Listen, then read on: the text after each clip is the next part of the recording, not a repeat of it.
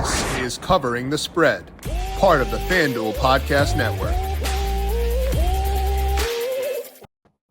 Pretty fun slate in week number 9 for a variety of reasons. It's not just the headliner between the Chiefs and the Bills, but also some interesting backfield situations to monitor. We're going to break down all that today by talking to Annie Nader of FanDuel Research, picking her brain on that Chiefs-Bills game, talking through some situations in flux, her top player props, touchdown picks, and a same-game parlay for week number 9.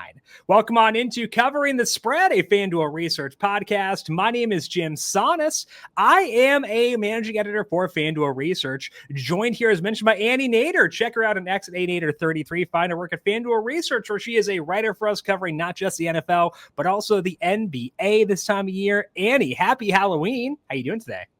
Happy Halloween, Jim. I'm doing well. Week 8 was one of the most boring weeks you could have, so I think that sets us up well for week 9. A lot of really fun matchups this weekend, so. We're not exactly off to a banger start with that Ravens-Dolphins game from last night, so we've got some ground to make up, but hey, a lot of opportunity for that to some fireworks this week because of that Chiefs-Bills game. It's going to be happening at the same time as the NASCAR Cup Series championship race, so I am ready. You've got basketball to watch. We got Halloween parties and stuff like that. Like, what more could you ask for? Exactly. It's going to be a fun slate. As mentioned, we're going to dig into that Chiefs-Bills game. We don't typically spend a full segment on a single game, but we're going to do so for this week. Try to identify some props you like in that game. Talk through those backfields that may be up in the air for week 9. Then go through some player props, touchdown picks, and Annie's favorite parlay for this week. But first, a reminder to make sure you're subscribed to the Covering the Spread podcast feed and the FanDuel Football Betting YouTube page. On there, you can already find NFL Week 9 spread and total breakdown with Riley Thomas. We also had a college football week 10 show with Austin Swaim. Those are up on the FanDuel Football Betting YouTube page right now, along with our NFL DFS preview for week number 9 with myself and Brandon Gadula. FanDuel Football Betting YouTube page. Subscribe there. Leave us a thumbs up and also turn on notifications, but also check out the Covering the Spread podcast feed wherever you get your podcasts. Hit subscribe if you like what you hear. Give us a 5-star rating and review. FanDuel's getting you ready for kickoff with an offer you won't want to miss. New customers can bet just $5 and get $300 in bonus bets if you win. That's right. Pick a bet $5, and if it wins, you'll unlock $300 to use in bonus bets all across the app. You can build parlays, bet player props, ride the live lines, whatever your style, FanDuel has you covered. NFL season is finally here. Only question is, are you ready to play?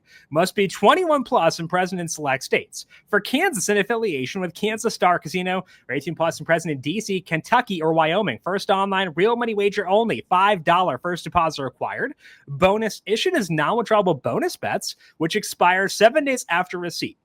Restrictions apply. See terms at sportsbook.fanduel.com. Gambling problem? Call 1-800-GAMBLER or visit fanduel.com/RG. Call 1-888-789-7777 or visit ccpg.org/chat in Connecticut. Visit mdgamblinghelp.org in Maryland.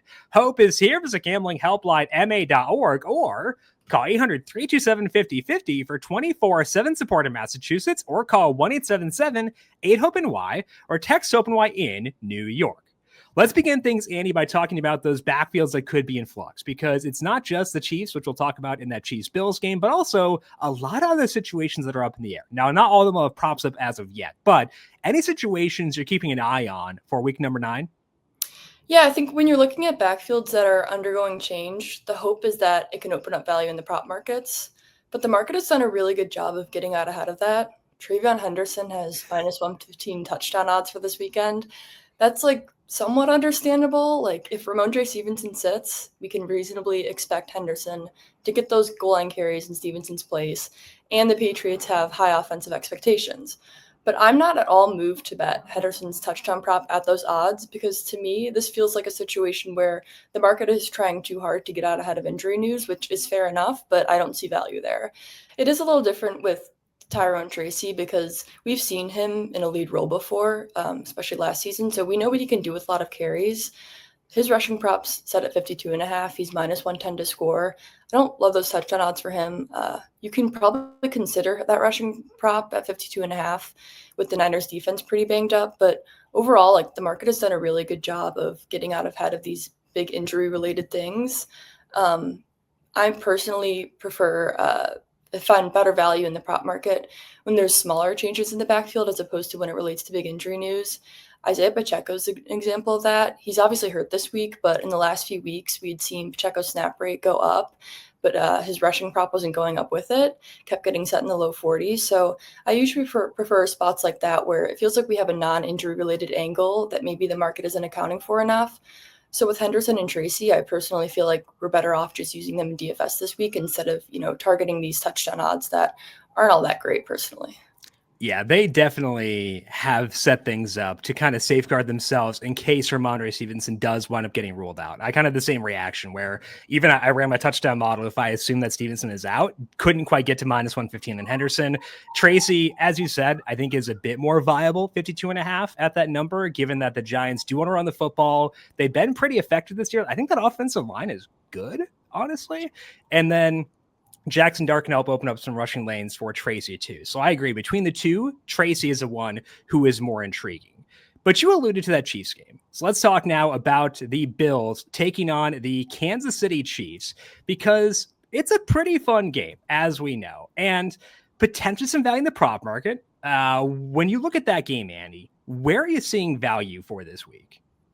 Yeah, there's a lot of different things I find myself liking in this matchup because it's such a fun matchup. It's a friendly environment for points. But right now, my favorite prop is Rashee Rice over 72.5 receiving yards. Rice's role has been absurd in the 2 games since he's returned, back up to a 29% target share despite running just 59% of the routes. He's being targeted on 40% of his routes, which is just absurd. He's in a league of his own there. And heading into the season, he was averaging 89.5 receiving yards across his last 9 games. So this is nothing new for Rice. And when you consider his involvement in the Chiefs offense and the quarterback he's attached to, and then put him in a game that has a close spread and a really high total, it's pretty easy for me to get excited about Rice at this number. Well, yeah, you mentioned the tight spread, and that's been the huge thing for him so far in his return is they have not played a competitive game. In that game against the Raiders, his first game back, Patrick Mahomes did not make it to the end of the third quarter before they yanked him from that game. And then on Monday night, yeah, it was close to the first half, and it was somewhat close, but they didn't need to push, fully all the way to the end there. And Rice did go over this number despite that in this game. He is basically been getting targeted in every route he has run, it feels like. And if they're ramping him up, they're ramping him up for this game. So I think we're going to see the full Rice in this game. And Andy, like you said, he's been the focal point of this offense when he's been out there. Exactly. And what he could lose in target per route rate, he will make up for in route rate. So yes. I think this is a good spot for him. It is a quality trade-off for sure. So Andy is on the Rashee Rice receiving yardage number that is sitting at 72.5 FanDuel Sportsbook for that Bills versus Chiefs game.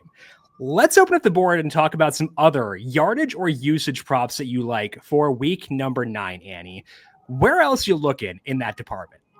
I like Nico Collins to go over 60.5 receiving yards. 40.5 over under for this Texans-Broncos game. It was down at 39.5 and moved up to 40.5. It's the lowest total for week 9.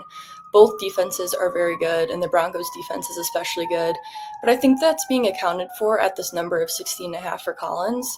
He's averaging 94 receiving yards across his last 15 home games alongside CJ Stroud. He actually scored a touchdown in 10 of those 15 games. You could also maybe look out for Nico Collins anytime touchdown at plus 150. Now, citing his home stats is a little misleading because that data I just mentioned is including data from previous seasons, and the Texans' offense isn't as good right now as they've been in the past. And we know this offensive line is not really any good right now. But Collins does get a pretty notable bump at home. Obviously, Texans play indoors, so that's what is helping him out there. And this season, he's seeing a 24% target share, 35% air yard share. Didn't play last week due to a concussion, but he's cleared for Sunday, and the Texans' passing offense could end up looking pretty good. Collins is back, Christian Kirk's back. The rookie wideouts have stepped up in their place, so they have a pretty decent attack here. And then it, of course, doesn't hurt that Pat Surtain's out for the Broncos. That'll downgrade the secondary quite a bit. The defense is also moving on the road and indoors. Broncos have only played one true road game since week 3, so this is a spot where I do think Collins can exceed team expectations. 60.5 for me is, regardless of matchup, that's a very low bar for him at home. Yeah, and I think the key thing is that the Texans know how ferocious this pass rush is. They've got a full week to plan. That Seahawks game where they got annihilated with the rush, that was on the road. And I don't know if this is just an old football guy cliche, but the line is bad lines don't travel, and they're at home. So facing a ferocious and like the best pass rush in football when they're at home, to me, is a big difference versus when they're on the road in Seattle facing the 12th man with that crowd. So I do worry about the Texans as a result, but that's more about their overall efficiency. I think Nico Collins will still get his regardless. And 60.5 is, I think you're getting a bit of an injury discount here. He's coming off concussion, but he practiced in full on Thursday. He's fully cleared now. I think 16.5 is a very attractive number because, as you said, no Surtain in this game. That takes away one of the Broncos' superpowers. They still have a lot of them, but at least taking away one of them is going to be beneficial for this Texans offense to at least like be competent, which is what you need for a yardage number this low for Nico. Yeah, exactly. And with the total being as low as it is, that's really why we're seeing this number where it's at. And I'm okay with that because sometimes like this game could very easily go over. And I have the over, so I'd love for that to happen. Personally praying for that to happen. I think that would be great. If Nico Collins is a big part of that, even better. So Annie is on the Nico Collins receiving yardage prop. 60.5 is -114. Any other yardage or usage props that you're eyeing here, Annie? Yeah, I like Christian Watson over 35.5 receiving yards. Watson returned from an ACL injury last week, ended up playing way more than expected. He logged a 56% snap rate and ran 62% of the routes, caught all 4 of his targets for 85 yards. That was really encouraging to see, especially for a Packers team that's missing some key skill players. Jaden Reed's obviously still out. Dontavian Wicks is out. Josh Jacobs is kind of banged up. So heading into this game against the Panthers, where the Packers offense is in its spot to explode, this seems like a pretty low bar for Watson. I mean, he can realistically get over 35.5 yards on just 2 catches. He averaged 21 yards per catch last season. He's a big play threat that's facing 24th ranked schedule adjusted pass defense. And this is also a spot where the Packers have some wiggle room to kind of do what they want. They're favored by 13.5.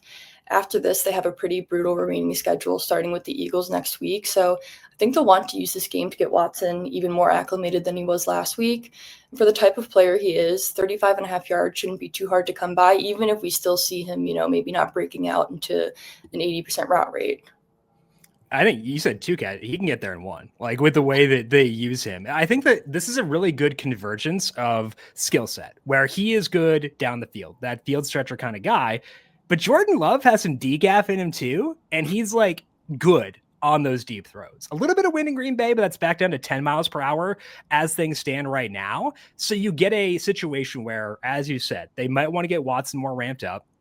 He already played, I agree with you, a lot more than I thought he would last week in his first game back. And he's got a quarterback who's willing to chuck it and is good at doing so. That's a lot of boxes to check here when they're in a spot where they're probably pretty efficient. So I think Watson 35.5, that's a very intriguing number. I don't hate alt markets on Watson too, just because of the way that he gets his targets. I think that the baseline one that you went with is probably the best bet, just because he is still coming off that ACL and they are big favorites. May have to throw a ton, but he's at least interesting there given the way they utilize him. Yeah, definitely. And I think just with a lot of upcoming exciting Packers games, I think Watson alt markets, I'm glad they're back. It'll be an exciting thing to have the rest of the season. We need one more guy with some upside, some juice in the alt market. So I agree with that. So Annie is on the Christian Watson yardage prop. 35.5 over is sitting at -114. Let's dig in now to the touchdown markets, Annie. When you look at the anytime touchdown scores at FanDuel Sportsbook, who's catching your eye there? I like Justin Jefferson anytime touchdown. It was at +175. I believe it's down to +165 now. I still am okay with him at that number. JJ McCarthy's obviously starting this week. He was out for a while with the high ankle sprain. People were calling it a soft benching. I don't really buy that. I can't imagine the Vikings were dying to start Carson Wentz. And I don't think it's fair to totally count out a player based on a 2-game sample. I think maybe that's my NBA brain speaking, but just the stuff that's been said about McCarthy at this point, it's like, yeah, he might not be good. He might be great. I don't know, but I definitely know that we can't judge the 2 games. We can't put that totally against him. And while it feels to me, at least, that betting on the Vikings offense right now means that I'm having to guess what McCarthy will look like, I think there's a decent chance that in this moment in time, he's more underrated than he is overrated. And when we're targeting a player like Justin Jefferson, that takes away a lot of the guessing that we have to do. Minnesota's an 8.5-point underdog. We know they'll need to pass the ball, and we know who's getting targeted. Jefferson's up to a 30% target share, 19% red zone target share this season. In 2 games with McCarthy, he was at a 32% red zone target or 32% target share, and earned 3 of the team's 5 red zone targets. Lions have a good defense, but they are allowing the 10th highest touchdown scoring percentage inside the red zone, as well as the 7th highest passing touchdown percentage. So I do think the Vikings can show some life in this one. Jefferson's a talented enough player to make up for bad quarterback play, and I also just think he's getting an upgrade at quarterback this week. So seeing his odds at plus 165, plus 175 around there, that's a pretty good bet for me to make, I think. I agree with your thesis here too, where maybe it's because I did like JJ McCarthy coming out of college, where I'm willing to overlook some blemishes, but it's important to remember what happened in those two games, the context of those two games. Bears game, it's his first start, and he starts slow, but does rip it in that fourth quarter. Second game, no Christian Darrisaw, no Jordan Addison, and they're facing a Falcons team that we know now is better than what we thought they were going into that game. That pass rush has played really well all year, so the fact he struggled there, I don't think is as big of a concern as it was. So it's a couple of things adding up where I agree with you that the market may be a bit too low on McCarthy as things stand. He's got a player in Justin Jefferson who, as you said, can feast with any quarterback. I think Nick Mullins was able to feed Justin Jefferson back in the day. It doesn't matter all that much. I think he can still get the job done, and they're going to throw a lot in this game. So to me, Jefferson's in a plus 165. You get to buy into an immense talent with a quarterback people may be a bit too dismissive of. We get the JJ McCarthy back in Michigan narrative as well. Who's going to hate on that? So I think it's a lot of boxes to check. And I agree with your overall thesis of we shouldn't write off McCarthy just yet, simply because he struggled in two games, one of which was against a Falcons defense we now respect quite a bit. Yeah, and I didn't even think of the Michigan angle, but that's a good shout out. I need a good homecoming narrative. We got to roll with that. We're going to hear all about it with Kyler Murray on Monday night, going back to Texas. So if we can transfer that energy to JJ McCarthy on Sunday as well, I will happily take that. So Annie is on Justin Jefferson to score, plus 165 at FanDuel Sportsbook. Okay, Annie, let's finish up here by talking about a same game parlay for week number 9. I'm giving you one SGP for this week. Which game are you going to and which legs are you plugging in for that SGP? I'm going to the Colts Steelers game and starting off with over 15.5 points for the first leg. So the Colts and Daniel Jones have obviously been one of the biggest surprises this season. They're the most efficient offense in the league entering week 9, but their defense is pretty so-so, and that set them up for a lot of high-scoring games. Colts games are averaging 53 total points this season. And then on the other side, we've got a Steelers team that's really been playing along this year as it relates to shootouts.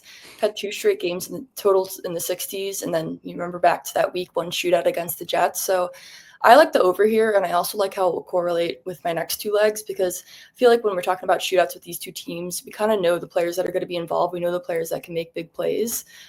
So starting off first leg, Colts, Steelers, over 15.5 points. Then from there, I like Alec Pierce over 41.5 receiving yards. Pierce is a major big play threat, comes in with an 18% target share, team leading 46% air yard share, averaging 4.7 downfield targets per game and a 21.8 average depth of target. That's helped him go over 41.5 receiving yards in 5 straight games. He's averaging 64 yards per game this season. Like Watson, he can clear this on just a couple of catches, maybe even one. Mm-hmm. If we're talking about a game that has shootout potential, we can expect Pierce to earn those downfield targets and for them to be needing these big plays. And then the final leg, I'm going to go DK Metcalf, anytime touchdown. Metcalf scored a touchdown in 5 of 7 games this season. So for his touchdown odds at plus 140, that to me is the market going hey, he's probably scored more than he is supposed to this season. And while he probably has overperformed in the touchdown column, I think these odds are pretty cognizant of that. And this isn't a bad number for him because he has a really nice red zone role, 23% red zone target share on the season. He's up to a 31% red zone target share across 5 games with Calvin Austin. So I like how, taking 2 receiving props on both sides correlates with the over. I think this should be a pretty fun game. Yeah, the DK Metcalf thing, it was weird with Seattle, where they never really used him as much as you thought they would have in the red zone. But the Steelers have been totally different this year. They are targeting him on goal line slants, which is a new trick I didn't really know that he had necessarily. It was more so okay, he gets these deep balls, these moon balls, he can bring them in, he can go for a touchdown there, but now he's getting that short yardage work too, and it seems like Rodgers is meshing more with him in terms of their overall chemistry, which is pretty intriguing too. Other thing that I like here is, as you said, both teams can contribute to the over in this game. The Colts, we know, we can accept that they're a good offense. Steelers have been pretty efficient so far this year. They're ranked 10th in schedule-adjusted overall offensive efficiency. they'd been a decent offense, and they're facing a Colts team that I'm not super scared of or Colts defense I'm not super scared of. So I think we'll see points. I think if we get there, it'd probably be via some Alec Pierce long balls every time. If you're watching Red Zone, oh, Daniel Jones went deep. Oh, Alec Pierce caught it. Cool. We move on to the next play. Like, that's just the way it feels like at this point. So I think all these mesh really well, and it's one of my favorite players in Alec Pierce, a player who's insanely fun. DK Metcalf, I can get on board with that for sure. Nice. Yeah, this is the fact that this is like the 6th best game maybe on Sunday is pretty awesome. I'm excited for this weekend. It definitely is. Those 3 legs again for Colts Steelers over 50.5. Alec Pierce over 41.5 receiving yards, and DK Metcalf to score. That grades out at plus 477 at FanDuel Sportsbook.